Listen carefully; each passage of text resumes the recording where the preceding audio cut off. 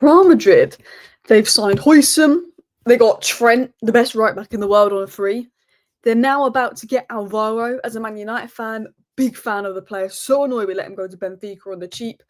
And then after Alvaro, they're making moves for like the best young midfielder out there. Still a 40 million euro release clause, I believe. Like when you're losing Toni Kroos and Modric, this is the guy. If you follow me on Twitter, you know I've been talking about him ages. Nico Paz as a Como formerly with them. They want midfielders. They've like, you know what? It's not even June. Let's sort the defence. Huijsen, Trent, Alvaro. Apparently, they also want to bring in another experienced centre back. Then they're going to go over to the midfield, and I'm going to tell you about these players and why they're insane signings for Real Madrid. But I'm jealous. I'm a Man United fan. We are just cooked at the moment. But Madrid, they had a bad season, which is literally coming second and not winning a trophy, which at Man United is a good season. Arsenal consider it a good season every year. But everybody in the world wanted Dean Huijsen. Everybody in the world wanted Dean Huijsen. I've watched a lot of Bournemouth this season. He is absolutely insane. £50 million for the world's best centre-back in maybe 5 years' time. Like Lenny Euro, Dean Huijsen, Kabassi, like all of them are going to be elite-level centre-backs in the future. And unreal in the Premier League, two-footed, he goes to Madrid. Trent is the best right-back in the world. Madrid have got him. And what Trent does is you've lost Toni Kroos last year. You lost that bit of creativity. He also brings the creativity of a midfielder at right back. Alvaro is a great young left back who can play in a back five, play in a back four. That's basically done. And then there's Stiller. Then there's maybe Paz. And we're going to talk about all these players that Real Madrid might be bringing in, starting with my favourite player I'm a huge fan of, and Stuttgart, such a good team to watch, Angelo Stiller. So he is very calm, very intelligent, and very tidy. There's two types of midfielders. There's workhorses that do this job off the ball and just monsters like Agate, destroyers. Ederson's a bit of a workhorse. And then there's players that are just so good on the ball. Subamende, Angelo Stiller, Adam Wharton. And some of them have a mix of both, which is like the ideal Rodri-esque player. This is like the best midfielder in the world.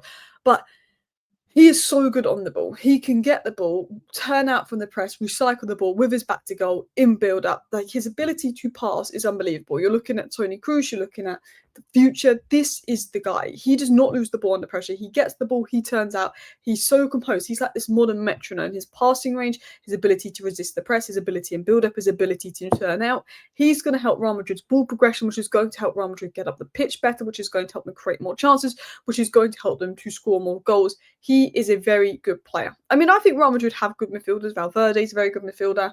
I like Tchouaméni, Camavinga, I still believe are good midfielders. But this guy is an incredible signing. He's not the flashy guy.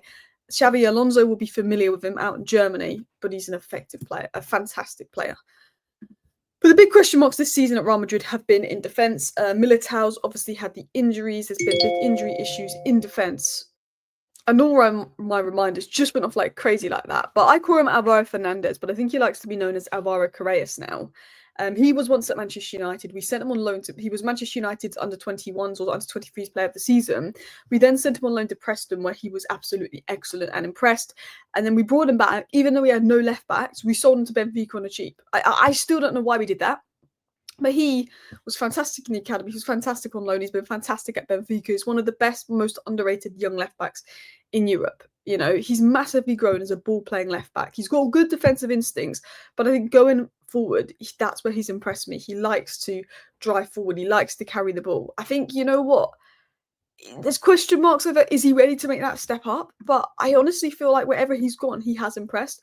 He never got a chance at Manchester United, which is so disappointing. And I think Madrid need that long-term left back since Marcelo. But he's comfortable pushing high or tucking in. He's someone that will listen to the manager, very tactically flexible, which I think is what Xabi Alonso will like. You know, he's technically sharp. When you want a player, you want them to be technically sharp, but you also need them to be quick to recover. You need them to defend well, to be attackingly good off the ball, on the ball. And I think he's got that. He can overlap, he can invert. I think he's versatile, he's technically good, he's physically good. You know, he can deal with the pressure. He's gone on loans. I feel like he's built up a strong mentality. And I think in the build-up phase for Benfica is where he's impressed me. And I think that's where he will be key for Madrid as well. He's 21 years of age. He might be 22 now, actually. I should have probably double-checked that. Alvaro could be 22 now. He is 22 now, sorry. He turned 22 last month.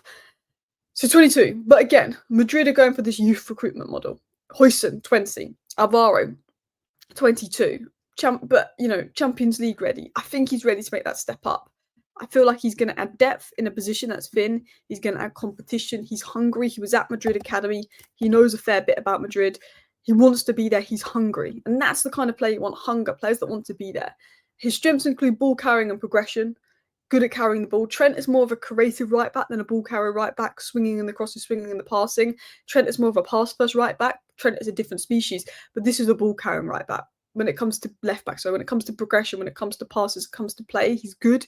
When it comes to 1v1 defending, he's good in duels. He reads danger well. He's very good at getting up and down the flanks. He can run a lot. He's got the energy. Again, if you want him to invert, he can. Trent's probably better at inverting and going into midfield. I think he's more of an overlapping left back, but he can do that. He's flexible. I think, what stands out about him to me is in tight spaces, he's happy. Under pressure, he's happy. He's comfortable on the ball.